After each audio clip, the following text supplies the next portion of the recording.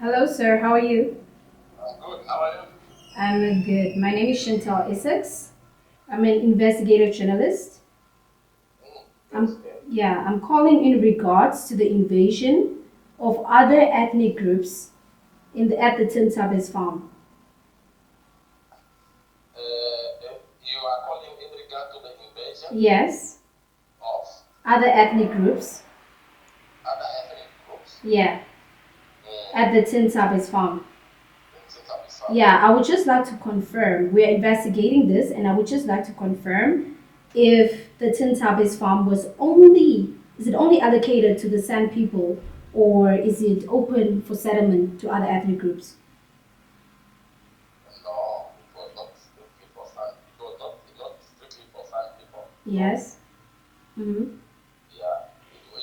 Look, that farm in question at first it was for the South African Defense Force. Can we talk on it tomorrow proper? Yes. If Yeah. that's okay with you, we can schedule an interview. I'll send your just send me your name, Yes. the journalist, the company that you work for, plus that question. Exactly. So around what time tomorrow? Call me around 9:30. I'll be fresh for you. Okay. Yeah, Can we come to your office? you can come. Okay. Thank Okay, you. yeah, Yeah. yeah. Okay, yeah. Bye. Bye.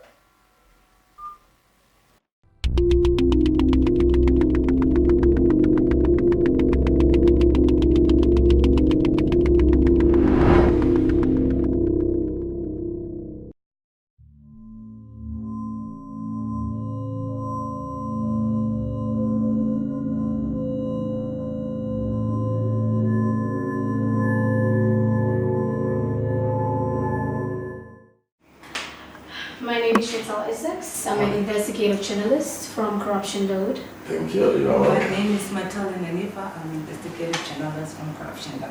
Thank you. Please introduce yourself, sir. Matongela Crispin. I'm the public relation officer of this ministry. Okay. And I'm also a deputy director that deals with project coordination Okay. and information services. Okay. Yeah. So today we would just like to ask you about the Tsintabis farm because a lot of people in the public are confused if Tsintabis is only allocated to the San people or if all ethnic groups can settle at Tsintabis farm. So can you just tell us a bit of the background of the Tsintabis farm, Yeah. how it all started? Yeah. This project started in 1993 as a project that targeted special category of people, All right. meaning the San people, including some other ethnic groups, especially people from Kavango, maybe a bit, and few individuals from the Oshuambo community who served in the military. You know, when the war came to an end, government had to come in. We realized that these people, they had nothing to live on. You see, they survived on the wages, the salaries that they used to get from the South African Defense Force, and then they became vulnerable. That's why government had to come in to develop the whole area to become a resettlement project. So this farm was acquired as per the relevant registration, which is the Agricultural Commercial Land Reform Act, not the communal. Yeah, so it's part of resettlement, our resettlement program. It's about 3,000 hectares, as I said, not 1,800 as it's being alluded to in the media. Okay, just to clarify. Yeah, just to clarify. All right. Yeah, and then these people, as I have already mentioned, the majority are the San people. 245 families. You can imagine, maybe currently you will talk of 10 to 15,000 inhabitants who could be at that project. Okay. Yeah, the majority are the San people and few from Kavango and other ethnic groups. To take to let the public know that it was not just for San resettlement, but for other ethnic groups. Yeah. Because right now people have the idea that it's just for the San. Yeah. No, we did a lot. You know, I think what is confusing is because there is a chief on that project. The chief is from the San community. Now, he was given the responsibility to look after the entire community, to administer the community, but not to allocate any portion of land. They are not allowed by law to allocate any farming unit to anybody, because this is not a communal area, it's a commercial. So we are administering that project as per the Commercial Land Reform Act of 2005. So the chief is not supposed to be allocating any land. All what he's allowed to do is to administer the social aspect of his community. Don't do this, don't do this, do this, don't do this. Just like any other chief. But when it comes to land allocation, they are not allowed, because this farm was acquired as per the Agriculture Commercial Land Reform Act, not the Communal Land Reform Act. So only beneficiaries are allowed to live on that land? Yes, the initial so beneficiaries. So no one, after the resettlement was done and after the beneficiaries got land, no one from the outside is allowed to settle in Tsintsabis. No. What measures do you take to prevent that, and what measures do you take if you find out that there are illegal people living in Tsintsabis that are not beneficiaries? What measures do you take to combat that? You see, this issue is not just popping up now. It has been coming for so many years. We know about it. And even the chief, the entire community, even the former ministers, they have been holding a lot of meetings with them, just to, tell them what are the do's and the don'ts. Personally, I was there with the former minister, Naruset, explaining what they must do and what they must not do on that farm. You see, so we have been doing. We used to go for information sharing, and then to complement that, we used to do a lot of public announcement. The latest one is for this year. This is for this year, on 26 March. Yes, this is the latest one, because it was. We know that is one of the farms where there are a lot of problems. At one stage, we were even thinking that it has to be, since there are a lot of people, and it has reached that, we think it has reached a certain stage where we can just give it away to the Ministry of Urban and Rural Development to administer it as a settlement. But that is a process that will come. Ongoing. Yes, it's still ongoing. So in future, I think it has already been declared as a settlement from that side, but it's just that the processes are not yet complete. Yeah. Thank you so much for giving us the time. Thank you so much. Thank you. Yeah, bro. Thanks.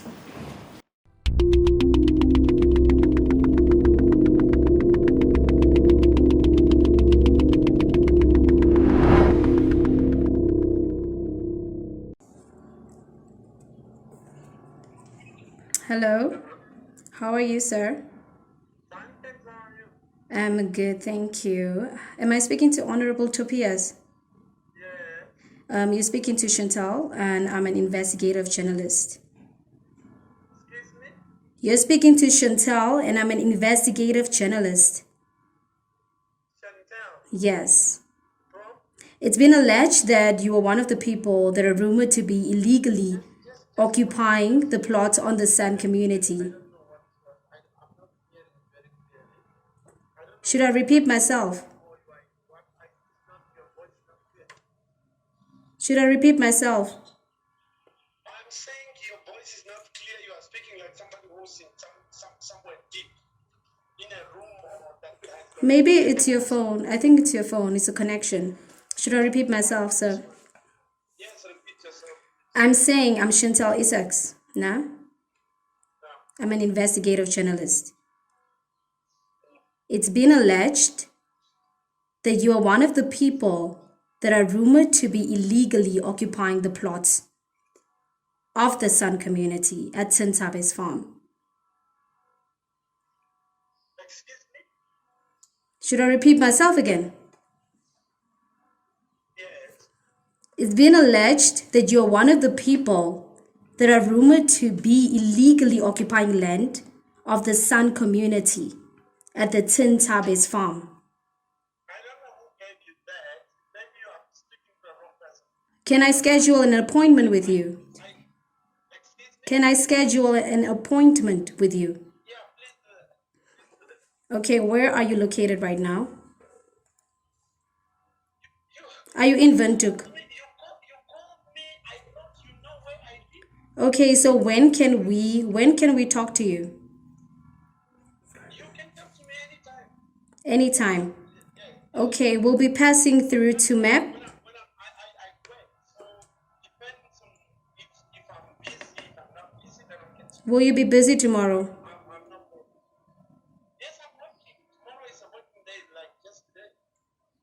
Saturday?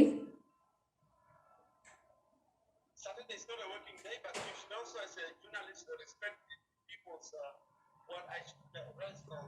But I can speak to you if it really depends on which hour you find me. If I'm not busy doing what I have to do, and then Okay, so can you give me a specific time and place that goes according to your schedule? I live in Tsintsabis. Yes, I know. You're welcome. Anytime. I'm saying I live in Tsintsabis. If you wish to travel to Tsintsabis, you're welcome. Yes, I'll be passing by through to MAP, so I would just like to know at what time. Just check with me if I'm available, then we talk. Okay, thank you, sir. Good. Bye.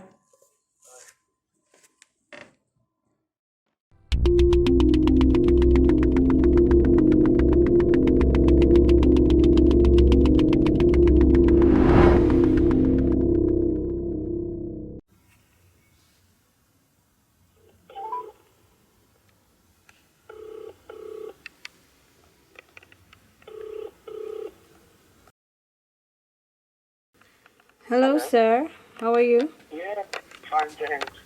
I called you on Thursday. It's Chantal speaking. Sanko. Yeah. Yes, yes. You remember? You called me. Yes. I called you regarding the Tsintsabis farm. Oh, all right, all right. Yeah. Yes, so we would just like to schedule an interview with you today if possible. Yeah, no, it's fine, it's fine. Yes. Just tell me the time then. Yeah. Okay, so are you probably free around 5? 5 4 o'clock or 5? Yeah, 5, yeah. Yes, 5, okay, so Yes, I'll be, yeah. okay, 4 will be fine. 4 will be fine. Yeah. Where can we possibly meet you? I don't know. I can go to my office. That's fine. Yeah, it's perfect. Yes, I Okay. can go to my office. Okay, thank you. All right.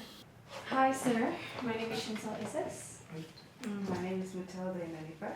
Thank you very much. So we are independent investigative journalists, and we are working with a private initiative, with a private company, and we started a new initiative called Corruption Node, where we basically give the platform to people who are accused, and implicated. We give them the platform to clear their name. Good. I welcome you Yeah. to my constituents into this office. Thank you. So we'll just get right into the question, and the most important question is, it is rumored that you own plots in Tsintsabis farm illegally. What can you tell us about that? And if you do own plots? Maybe I should really say officially welcome to my constituency, Yeah. and also to appreciate that you came up with a good initiative that is really addressing or putting things clearly about corruption, or those that are implicated, or those that are alleged of having done things, to also get the platform, honestly, to make things very clear. So, but back to your question, whether I have owned a plot in an area called Tsintsabis. I'll tell you that yes, I own a plot of 20 hectares in Tsintsabis. I got the plot via the Ministry of Land here. Tsintsabis is an area where everybody, any Namibian who wants to live there, has settled. There has been plots that the Ministry of Lands allocated to people. As a Namibian who does not have a land, I really learned about that. And I went to the ministry to inquire if I could also be given land. I even have asked the ministry, how many hectares can one get? They said the biggest hectares that you can get is 20 hectares only. I said, fine, if that is very fine, let me really get a 20 hectare, because I have been applying all along for a resettlement. I never came out. So when I heard of these ones and every Namibian could get, I went through the normal procedures. So that was 2009. And I did not settle in that piece of land because the ministry was to measure those 20 hectares for me. So from 2009, I did not, 2010, I did not, 2011, I did not. So I could only get officials from the ministry here, 2012, in January. So they measured for me, they said this is your 20 hectares, and we came to the office and they told me that everything is fine. All of a sudden, no, the things in the computer were not fine, we should go back again. So we went back and they measured again. Later they said everything is fine, and I did whatever I could have done, following the procedures so that I could acquire go. land. Yes. Okay, so but when we spoke to the spokesperson of Ministry of Land Reform, he said, Mr. Crispin Matongela, he said that only people that are beneficiaries or that were given land, allocated land to, at the beginning when the settlement was started, when it was resettled, only those people are allowed to live on that land. So I do not know what is Mr. Matongela, Mr. or Mrs. is talking about. Mm-hmm. What I'm telling you is that I did not go to settle on that land on my own. Not at all. I went through the ministry. I've got papers that I have that I got to say, yes, this is what you got. And then I went, I told you, since 2009, I could not go there because there was nobody from the ministry who could measure for me. And then 2012 in January is when they measured for me, and then I went and settled. So what Mr. or Mrs. Matongela is talking about, I do not know. But I am saying I did not take that land just illegal and went to settle on it, because I am really a law-abiding citizen of this country. So I could only go there after the procedures that I was told to follow were followed, and I did that. So anybody who really says, I know this thing has been coming up and so on, just because I am really a regional councillor, but I did not go to get the land as a regional councillor. I went to get land as a Namibian who needed land, and I did not grab. I went to the authority, and the authority gave me this land. So it's only that fellow Namibians, or some of the fellow Namibians, do not really want to say the truth or follow the things to say, how did this happen? So, but they just want to talk for the sake of talking. But I cannot and never honestly grab land as a law-abiding citizen and settle there, not at all. Mm-hmm. So I did it after I followed procedures, and as I said, after the ministry has measured for me and said, this is your 20 hectares. That is all what happened. So, but I know in Tsintsabis there are these things that other people feel only them that need to be there, and that is not what was the case. All of us Namibians and all of us, we know that if you wish to settle wherever you wish to settle, you can do that, provided you are doing it correctly and within the law. And that is what everybody there are so many people around me there. We have many who are there, who have got plots. And I guess everybody who's there, they also got it after they followed procedures. So when you were following these procedures, you were not even aware of what is stated by the ministry. So they didn't even tell you that you need to be a beneficiary or anything like that. They just did paperwork and There was no sort of yeah, beneficiary. they didn't let I you know. went as a Namibian to ask, I needed few hectares.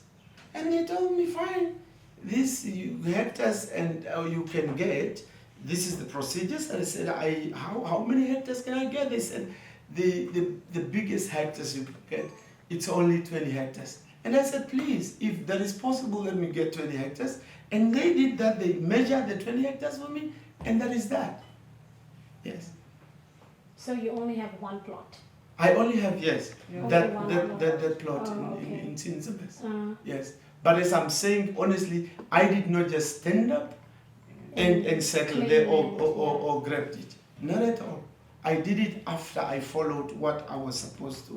That is what I'm saying. Some of the fellow Namibians who are in offices, they speak for the sake of speaking, and they do not really tell you, did he give you a piece of paper that the Ministry of Lands, when it comes to Tsintsabis, says, or there's regulations that are saying only which tribe should be there or only which people should be there, according to the ministry's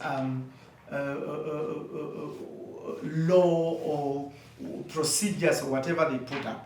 And should it be that, where was he not informing all Namibians that needed land and wanted to settle in Tsintsabis? To say, colleagues, you cannot. And if he works for the Ministry of Lands, it should be that whatever the ministry, the mother ministry is doing in Vinto, should be practiced regionally as well, because they have got regional offices. So, and officials here could have always provided everybody who was requiring or asking for a land to say, no, in Tsintsabis you cannot because we have got this. He cannot come today and tell us that, no, this is what and what, while he cannot really stand up and say, this is because we want to abide to the law of this country. If there was a law or something that said you should not occupy or get a piece of land in Tsintsabis because it's only for certain people, we could have either questioned it, because it should be explained to us why. While the constitution of this republic says you settle where you want to settle, unless if it is a farm that is acquired only specifically for these people and it is in black and white, everybody can understand it. But as far as I'm concerned, since we have been asking, nobody could tell us that no, only this kind of people or tribe can settle here. Because if you go there now, there are many people. All the tribes are there. They have got plots. Everybody. And I know one of the traditional authority who has been there has been telling everybody that this is one Namibia, one nation. I do not want to discriminate anybody who wants to settle here. What is the colleague talking about now to say it's only which tribe or what people were supposed to be there? So if that is so, he could have then told everybody and blocked that only, this is the law that says only those people. Then we could have really abided to that, because we do not want to break the law of this country. Not at all. Okay, so just to make it clear, you are saying that you obtained the plot legally, and that you only have one plot. I have obtained it legally, as I said, that yes, because I went to where I was supposed to go to ask, and then I was given a plot. So that is that. So the ministry, if, and I'm saying it very clear to everybody, that if we have with everybody that is there, because it's not me alone. Yeah. there's a lot of people, why they picked me, I don't know, maybe it's because of my position as a regional councillor. And I said, I did not go there as a regional councillor. I just went there as a Namibian who needed land. And I have been applying many years for resettlement. Honestly, up to date, I have never been through. I did not succeed. So, and I looked at myself and said, if I'm hearing something here, why can I not go and ask if I can also get a piece of land? And it's what I did. And the piece of land was allocated to me. So the colleagues who honestly are saying this and that is just because they want to entertain people and they don't. I can really, if there is something, I can tell you that then if the ministry has got something in black and white to say only which people were supposed to be there, then they have failed to go to all the regional offices, or to this regional office in Oshikoto to say, whoever is asking to be given land in Tsintsabis, give them this, which is written that says only which people can be there.